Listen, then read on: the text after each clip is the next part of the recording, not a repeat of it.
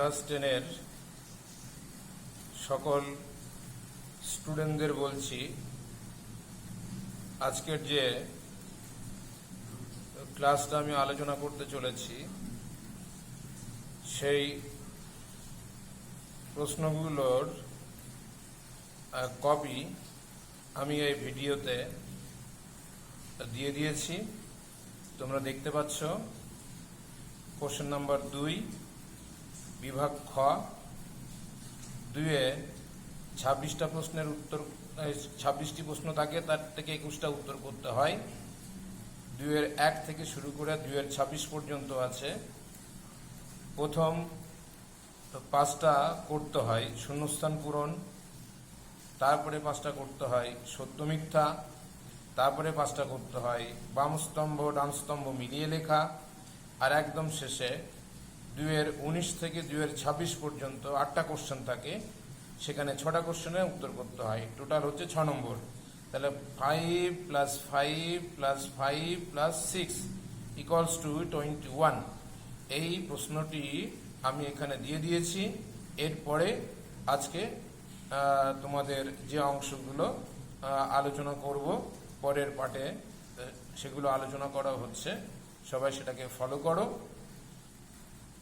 যতটুকু আজকে সম্ভব হবে করে দেওয়া হবে, বাকিটা এর পরের দিনের ক্লাসে করে দেওয়া হবে। সবাই ভিডিওটা ভালো করে দেখো এবং শোনো এবং নোটস নিয়ে নেবে সেই সাথে সাথে। ক্লাস 10-এর সকলকে আন্তরিক শুভেচ্ছা জানিয়ে শর্ট কোশ্চেন আলাপ আলোচনা করছি। আজকে যে প্রশ্নগুলো নিয়ে আলোচনা করব, মাধ্যমিক পরীক্ষাতে তোমাদের কোশ্চেন নাম্বার 2 দাগে,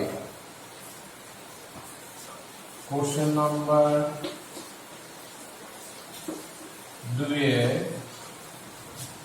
1 থেকে 26টি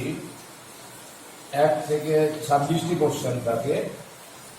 তার মধ্যে তোমাদের 5টা না 21টার উত্তর করতে হয়। 21টা, এর মধ্যে অ্যান্সার করতে হয় 21টি অ্যান্সার করতে হয়। 5 + 5 + 5 + 6 = 21। প্রথম 5টা থাকে শূন্যস্থান পূরণ, তারপরে 5টা থাকে সত্য মিথ্যা, তারপরে 5টা থাকে বাম স্তম্ভের সঙ্গে ডান স্তম্ভ মিলিয়ে লেখা, আর পরের 6 নম্বরটাকে একটা মিক্সড টাইপের কোশ্চেন, মিক্সড টাইপের একটা কোশ্চেন। এই 21 নম্বর, এই 21 নম্বর নিয়ে আজকে আলোচনা করব। তোমাদের ইউটিউব ভিডিওতে কোশ্চেনটা দেওয়া থাকবে। কোশ্চেনটা নিজেরা ভালো করে দেখবে, নিজেরাই উত্তর করার চেষ্টা করবে, পরে আমার ভিডিও শুনে উত্তরটা মিলিয়ে নেবে।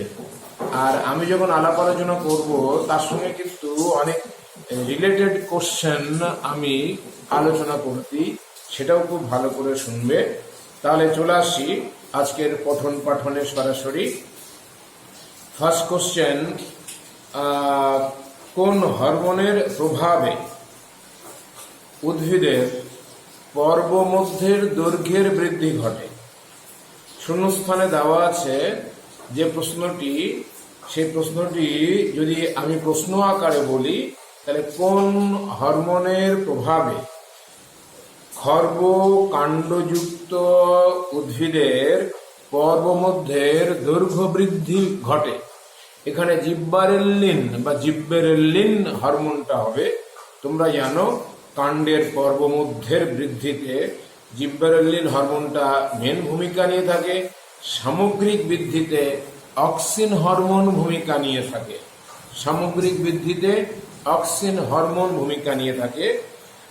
এটা একটু মাথায় রাখবে।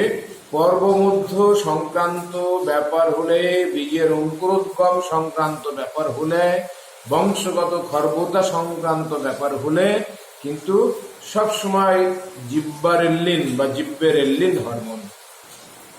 এরপরে দুদাগের কোশ্চেন, পিরিমিডিন জাতীয় নাইট্রোজেন যুক্ত ক্ষারকের উদাহরণ। দেখো, ডিএনএ অণুতে দু রকমের নাইট্রোজেন ক্ষারক থাকে। ডিএনএ অণুতে দু রকমের নাইট্রোজেন ক্ষারক থাকে, একটা হচ্ছে পিউরিন আর একটা হচ্ছে পিরিমিডিন। পিউরিন এবং পিরিমিডিন, পিউরিনের মধ্যে অ্যাডিনিন আর গুয়ানিন থাকে, আর পিরিমিডিনের মধ্যে ডিএনএ অণু হলে থাইমিন আর সাইটোসিন থাকবে। ডিএনএ অণুর ক্ষেত্রে পিরিমিডিনের ক্ষেত্রে এক হচ্ছে থাইমিন, যাকে আমরা সংক্ষেপে টি দিয়ে লিখি, থাইমিন, আর সাইটোসিন, থাইমিন এবং সাইটোসিন থাকবে। থাইমিন এবং সাইটোসিন থাকবে। যদি আরএনএ অণু হবে তাহলে কিন্তু থাইমিনের পরিবর্তে ইউ থাকবে, ইউরাসিল থাকবে। তাহলে এখানে পিরিমিডিন জাতীয় ক্ষারীয় মূলকের নাম যদি বলে তাহলে কিন্তু ইউরাসিল লিখলেও নাম্বার পাবে, সাইটোসিন লিখলেও নাম্বার পাবে, আবার থাইমিন লিখলেও নাম্বার পাবে। তিনটের মধ্যে যে কোনো একটা, অ্যাডিনিন, গুয়ানিন, থাইমিন, সাইটোসিন এবং ইউরাসিল, এরা কিন্তু ক্ষারমূলক। পিরিমিডিন ক্ষারমূলক মানে হচ্ছে থাইমিন এবং সাইটোসিন হবে ডিএনএ অণুর ক্ষেত্রে, আর আরএনএ অণুর ক্ষেত্রে হবে ইউরাসিল এবং সাইটোসিন। তাহলে এখানে তিনটে উত্তরের মধ্যে যে কোনো একটা লিখলেই হবে, অর্থাৎ কি লিখতে পারো, থাইমিন, ইউরাসিল অথবা সাইটোসিন। এটা অনেকে গুলিয়ে ফেলে দেয়। আর অ্যাডিনিন, গুয়ানিন কিন্তু ডিএনএতেও থাকবে, আরএনএতেও থাকবে। এটা পিরিমিডিন নয়, এটা পিউরিন ক্ষারমূলক, পিউরিন ক্ষারমূলক। এবার 2-3 চলে যায়। একই জিনের বিভিন্ন রূপকে কি বলা হয়? অ্যালিল বলা হয়। তোমরা জানো হোমোলোগাস ক্রোমোজোমের একটা নির্দিষ্ট বিন্দুতে বিপরীত চারিত্রিক বৈশিষ্ট্য বহনকারী যে যুগ্ম জিন থাকে বা উপাদান থাকে বা ফ্যাক্টর থাকে, সেই যুগ্ম উপাদান বা ফ্যাক্টরকে বলা হয় অ্যালিল বা অ্যালিলি। অ্যালিল বা অ্যালিলি, অ্যালিল বা অ্যালিলির আরেকটা নাম হচ্ছে অ্যালিলোমর্ফ, অ্যালিলোমর্ফ, মরফয়েড।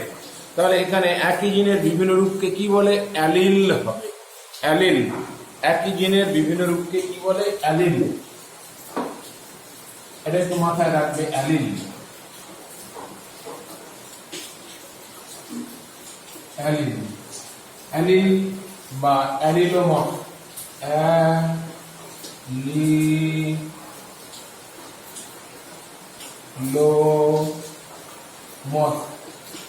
অ্যালিল বা অ্যালিলোমর্ফ। এটা হচ্ছে এখানে উত্তর, অর্থাৎ 2-3 একই জিনের বিভিন্ন রূপকে অ্যালিল বা অ্যালিলোমর্ফ বলা হয়। 2-4 জীবের পপুলেশনে ড্যাশ থাকলে তবেই অভিব্যক্তি ঘটে, অর্থাৎ জীবের পপুলেশনে কি থাকলে অভিব্যক্তি ঘটে? প্রকরণ বা ভেদ, প্রকরণ বা ভেদ বা ভ্যারিয়েশন। অভিব্যক্তির মেন কারণ কিন্তু ভ্যারিয়েশন বা প্রকরণ। এটা একটু মাথায় রাখবে। তোমরা চার্লস ডারউইনের মধ্যে যে চার্লস ডারউইনের যে প্রাকৃতিক নির্বাচন মতবাদ, সেখানে তোমরা যে বিষয়গুলো পেয়েছিলে তার একে কি ছিল? জীবের অত্যাধিকারে বংশধর সৃষ্টি। 2 কি ছিল? সীমিত খাদ্য এবং বাসস্থান। 3 কি ছিল? জীবন সংগ্রাম। 4 কি ছিল? প্রকরণ বা ভ্যারিয়েশন বা ভেদ। 5 কি ছিল? যোগ্যতমের উদ্বর্তন। 6 কি ছিল? প্রাকৃতিক নির্বাচন বা ন্যাচারাল সিলেকশন। 7 কি ছিল? অরিজিন অফ নিউ স্পিসিস বা নতুন প্রজাতির উদ্ভব। তাহলে এখানে উত্তর হবে প্রকরণ বা ভ্যারিয়েশন বা ভেদ, প্রকরণ বা ভ্যারিয়েশন বা ভেদ। কেউ যদি পার্থক্য লেখো তাহলেও নাম্বার পাবে। 2-5 দাগ, জীববৈচিত্র্যের সর্বাধিক প্রাচুর্যযুক্ত অঞ্চলকে কি বলা হয়? দেখো, হটস্পট। বায়োডাইভার্সিটিতে হটস্পট বলে একটা কথা তোমরা শুনেছ। এখানে এন্ডেমিক প্রজাতির সংখ্যা বেশি হতে হবে। যে সমস্ত জীবগুলো থাকবে সবাই এন্ডেমিক প্রজাতির হবে। এবং আঞ্চলিক প্রকৃতির হবে এবং এরা বিপদগ্রস্ত হয়ে থাকবে। আর এরা হচ্ছে এককালে এদের সংখ্যা এই অঞ্চলে প্রচুর পরিমাণে ছিল, এখন তাদের সংখ্যা অনেক কমে এসছে। হটস্পট নির্ধারণের শর্ত তোমাদের পরীক্ষায় খুব ভালো মতো করতে হয়। অন্তত 65 থেকে 70% মতো সংবহন কলাযুক্ত বা ভাস্কুলার প্লান্টস থাকবে বা সংবহন কলাযুক্ত উদ্ভিদ থাকবে। এই হটস্পট উত্তর হবে 2-5 হটস্পট। 2-6 জলাশয়ে পুষ্টিবস্তুর অতিবৃদ্ধিকে কি বলে? ইউট্রোফিকেশন। জলাশয়ে পুষ্টিবস্তুর অতিবৃদ্ধিকে বলা হয় ইউট্রোফিকেশন। অনেকে গুলিয়ে ফেলে। তোমরা জানো জল দূষণের সময় কি হয়, অনেক সময় দেখি কলকারখানা থেকে বিভিন্ন বর্জ্য পদার্থ গিয়ে জলাশয়ে গিয়ে পড়ছে, সার কারখানা থেকে বিভিন্ন রাসায়নিক সার জলাশয়ের জলে গিয়ে পড়ছে, সেখানে প্রচুর পরিমাণে জৈব বস্তুর বৃদ্ধি পাচ্ছে, জৈব বস্তুর পচন ঘটছে। ফলে জলাশয়ের মধ্যে পুষ্টি পদার্থের পরিমাণ খুব বেড়ে যাচ্ছে। একে বলা হয় অতিপুষ্টিকতা অর্থাৎ ইউট্রোফিকেশনের ফলে ওই জলাশয়ে পর্যাপ্ত পরিমাণে অসংখ্য অ্যালগাল বা শৈবালের বৃদ্ধি দেখা যায়। একে বলা হয় শৈবাল ব্লুম বা অ্যালগাল ব্লুম। সুতরাং উত্তর হবে ইউট্রোফিকেশন। আর যদি শৈবালের বৃদ্ধি বলা হতো তাহলে কি বলা হতো? শৈবালের বৃদ্ধিতে বলা হতো কি? অ্যালগাল ব্লুম বা শৈবাল ব্লুম। এটা একটু মাথায় রাখতে হবে। আমি দেখছি অনেকে এটা ভুল করে। জলাশয়ে অতি পুষ্টি বস্তুর অতিবৃদ্ধিকে কি বলে? ইউট্রোফিকেশন। এটা একটু মাথায় রাখবে। এরপরে 2-7 দাগে সত্য মিথ্যার প্রশ্ন থাকে। 5টা প্রশ্ন তোমাদের করতে হয়। 5টা প্রশ্ন করতে হয়। 6টা প্রশ্ন থাকে, 5টা করতে হয়। নিচের বাক্যগুলি সত্য অথবা মিথ্যা রূপ নিরূপণ করো। মাথায় রাখবে সম্পূর্ণ পূর্ণ বাক্যে উত্তর লিখবে। 2 দাগের প্রতিটি প্রশ্নের উত্তরও কিন্তু পূর্ণ বাক্যে লিখবে, কখনো সংক্ষেপে লিখবে না। আমাদের জীবন বিজ্ঞানের নিয়মটাই কিন্তু আমি বলছি, অন্য সাবজেক্টের কি নিয়ম আমি জানি না। জীবন বিজ্ঞানের ক্ষেত্রে আমি যতটুকু জানি পূর্ণ বাক্যে লেখা উচিত এবং সবসময় পূর্ণ বাক্যেই লিখবে। আমাদের কথাটা একটু মনে রাখার চেষ্টা করো। চলে আসে সত্য মিথ্যার মধ্যে। স্নায়ুকোষের নিউরোলেমা। এই যে স্নায়ুকোষ,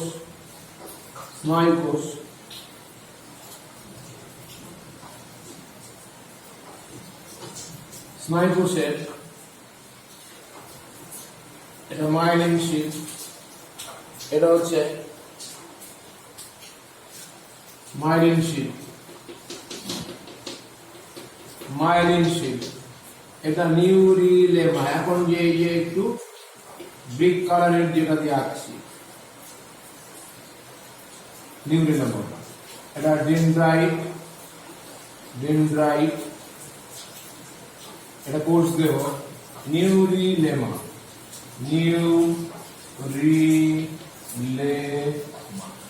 জায়গায় জায়গায় বিচ্ছিন্ন যে অংশ তৈরি করে তার নাম কি?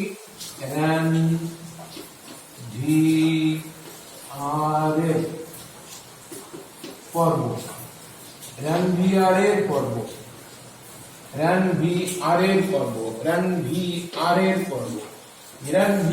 পর্ব। এটাকে মাথায় রাখবে। উত্তরটা কিন্তু ভুল। নিউরিলেমা জায়গায় জায়গায় বিচ্ছিন্ন হয়ে গিয়ে যে স্থান তৈরি করে তাকে রানভিয়ারের পর্ব বলে, এটা ভুল। মাইলিন শিট বিচ্ছিন্ন হয়ে গিয়ে রানভিয়ারের পর্ব তৈরি করে। মাইলিন শিট প্রশ্নতে কিন্তু মাইলিন শিট শব্দটা বলা হয়নি। নিউরিলেমা স্থানে স্থানে বিচ্ছিন্ন হয়ে রানভিয়ারের পর্ব গঠন করে, একদম ভুল। উত্তর হবে মাইলিন শিট বা মেডুলারি আবরণ। জায়গায় জায়গায় বিচ্ছিন্ন হয়ে 1 মিলিমিটার দৈর্ঘ্যের যে খাঁজ তৈরি করে বা সংকুচিত স্থান তৈরি করে তাকে বলা হবে কিন্তু রানভিয়ারের পর্ব। তোমরা অনেকে এটাকে সত্য লিখে আসবে, সত্য হবে না, এটা মিথ্যে হবে। 2-8 দাগ প্রাণী কোষের কোষ বিভাজনের সময় অ্যাস্ট্রাল রশ্মি থেকে বেমতন্তু গঠিত হয়। একদম সত্যি, 100% সত্যি। প্রাণীর মাইটোসিস বিভাজনকে বলা হয় অ্যাস্ট্রাল মাইটোসিস। এখানে বেমতন্তু এবং বেম গঠনটা হবে অ্যাস্ট্রাল রশ্মি থেকে। অ্যাস্ট্রাল রশ্মি থেকে। বেম তন্তু, বেম বা মাকুবাস পিন্ডি, বেম বা মাকুবাস পিন্ডি, এটা বেমের বিষুব অঞ্চল, এটা বেমের বিষুব অঞ্চল। এই যে বেম তন্তু, এই যে বেম তন্তু গুলো প্রাণী কোষের ক্ষেত্রে সেন্ট্রোজোমের সেন্ট্রিওল থেকে তৈরি হয়। আর সেন্ট্রিওলকে ঘিরে যে রশ্মিগুলো থাকে অ্যাস্ট্রাল রে বা স্ট্রাল রশ্মি বলা হয়। এটা একটু মাথায় রেখে দেবে, এটা কিন্তু উত্তরে তাহলে সত্য হবে। প্রাণী কোষের কোষ বিভাজনের সময় অ্যাস্ট্রাল রশ্মি থেকে বেমতন্তু তৈরি হয়, 100% সঠিক, এটা মাথায় রাখবে, মিথ্যে হবে না, সত্য হবে। ক্যাপিটাল টি এবং স্মল টি গ্যামেটের মিলনের ফলে হোমোজাইগোট তৈরি হবে। ক্যাপিটাল টি এবং স্মল টি, ক্যাপিটাল টি এবং স্মল টি বলছে ক্যাপিটাল টি আর স্মল টি যদি মিলিত হয়, অর্থাৎ capital T into small tea সমান সমান ক্যাপিটাল টু স্মল টি, তাহলে এটা বলছে হোমোজাইগোট হবে। প্রশ্ন তো দিয়েছে হোমোজাইগোট হবে, হোমোজাইগোট না, এটা হচ্ছে হেটারোজাইগোট, তাহলে মিথ্যে হবে। হেটারোজাইগোট, হেটারোজাইগোট, হেটারোজাইগোট ক্যাপিটাল টু স্মল টি মিলনের ফলে হোমোজাইগোট তৈরি হবে না, হেটারোজাইগোট তৈরি। হেটারো মানে ভিন্ন, আলাদা, তাহলে এখানে দুটো আলাদা, একটা ক্যাপিটাল টি একটা স্মল টি। আর হেটারোজাইগোট থেকে উৎপন্ন জীবকে বলা হবে হেটারোজাইগাস। মাইন্ড ইট, হেটারোজাইগাস কিন্তু সবসময়, হেটারোজাইগাস সবসময় কিন্তু সংকর প্রকৃতির হয়ে থাকে, হাইব্রিড নেচারের হয়ে থাকে। গিনিপিগের ক্ষেত্রে তোমরা ক্যাপিটাল টু স্মল বি দেখেছো, এক সংকর জনন গিনিপিগের। মটর গাছের পরে ক্যাপিটাল টু স্মল টি দেখেছো, সংকর লম্বা মটর গাছ। তাহলে এখানে কি ক্যাপিটাল টু স্মল টি গ্যামেটদের মিলনের ফলে হোমোজাইগোট তৈরি হয়, ভুল। উত্তর হবে হেটারোজাইগোট। যদি এর কারেকশন করা হতো, যদি কারেকশন করে লেখো তাহলে হেটারোজাইগোট, হেটারোজাইগোট থাকলে সত্য হতো, যেহেতু হোমোজাইগোট দিয়েছে তাহলে মিথ্যে। এবার 2-10 দাগে চলে যায়। জীবনের রাসায়নিক উৎপত্তি সংক্রান্ত ব্যাপারে মিলার এবং উরে মিথেন, অ্যামোনিয়া এবং হাইড্রোজেন গ্যাস ব্যবহার করেছিলেন। 100% সত্যি, হ্যাঁ সত্যি হবে। মানে কৃত্রিম পৃথিবীর মতো পরীক্ষাগারে পরিবেশ তৈরি করে গোলদল ফ্লাক্সের মধ্যে মিথেন, অ্যামোনিয়া এবং হাইড্রোজেনের রাসায়নিক বিক্রিয়া ঘটিয়েছিলেন বৈদ্যুতিক স্ফুলিঙ্গর সাহায্য নিয়ে। মিলার এবং মুরে সেই পরীক্ষা দ্বারা প্রমাণ করেছিলেন যে কতগুলো অ্যামাইনো অ্যাসিড এবং অন্যান্য জৈব অ্যাসিড উৎপাদন করা সম্ভব। এই যে মিলার এবং মুরের পরীক্ষাতে মিথেন, অ্যামোনিয়া, হাইড্রোজেন গ্যাস ব্যবহৃত হয়েছিল, এটা 100% সত্যি কথা। তার উত্তর হবে হ্যাঁ, ওটা সত্য। সালফার ডাইঅক্সাইড এবং অ্যামোনিয়া হলো দুটো গ্রিন হাউস গ্যাস, একদম ভুল, একদম ভুল। সালফার ডাইঅক্সাইড, সালফার ডাইঅক্সাইড ও অ্যামোনিয়া, সালফার ডাইঅক্সাইড এবং অ্যামোনিয়া এরা মিথ্যা হবে, এরা কিন্তু গ্রিন হাউস গ্যাস নয়। Sulphur dioxide green house gas না, অ্যামোনিয়া গ্রিন হাউস গ্যাস না। মিথেন হতে পারে, নাইট্রোজেনের অক্সাইড হতে পারে, কার্বন ডাইঅক্সাইড হতে পারে, কার্বন মনোক্সাইড হতে পারে, CFC হতে পারে। এগুলো কিন্তু সব গ্রিন হাউস গ্যাস, কিন্তু সালফার ডাইঅক্সাইড এবং অ্যামোনিয়া কিন্তু গ্রিন হাউস গ্যাস নয়। সুতরাং এখানে প্রশ্ন অনুযায়ী সালফার ডাইঅক্সাইড এবং অ্যামোনিয়া হলো দুটো গ্রিন হাউস গ্যাস। উত্তর হবে মিথ্যে, মিথ্যা, ফলস, ফলস হবে। নেক্সট চলে যায় 1-12-তে। ফ্লেক্সর পেশি পরপর দুটো অস্থিকে কাছাকাছি আসতে সাহায্য করে। দেখো ফ্লেক্সর পেশি, এই যে হাতের যে বাইসেপস রয়েছে এটা ফ্লেক্সর পেশি। এই যে আমাদের হাতের দুটো অংশকে ভাঁজ হতে সাহায্য করছে, যে বাইসেপস, এটা ফ্লেক্সর পেশি। দুটো অস্থিকে ভাঁজ হতে সাহায্য করে, ফ্লেক্সর পেশি দুটো অস্থিকে ভাঁজ হতে সাহায্য করে। এটা একটু মাথায় রাখবে, এটা কিন্তু সত্য। ফ্লেক্সর পেশি দুটো অস্থিকে পরস্পর ভাঁজ হতে সাহায্য করে। আমি এখানে মোট প্রশ্ন ছিল 26টা, 26টার মধ্যে আজকে 12 পর্যন্ত আলাপ আলোচনা করে দিয়েছি। সেই সময় যে বিষয়বস্তুগুলো বাড়তি বললাম সেগুলো মনে রাখার চেষ্টা করবে। পরের ক্লাসে বাকিগুলো করে দেওয়ার চেষ্টা করব। তোমরা বাড়িতে প্রশ্নটা দেখতে থাকবে। ইউটিউব ভিডিওতে আমি এটা আপলোড করে দেবো, কোশ্চেনটাও দিয়ে দেবো, তার সঙ্গে তো আমার ভিডিওটা থাকবে। আজ এখানে আমি শেষ করছি। সবাই খুব ভালো থেকো, সাবধানে থেকো।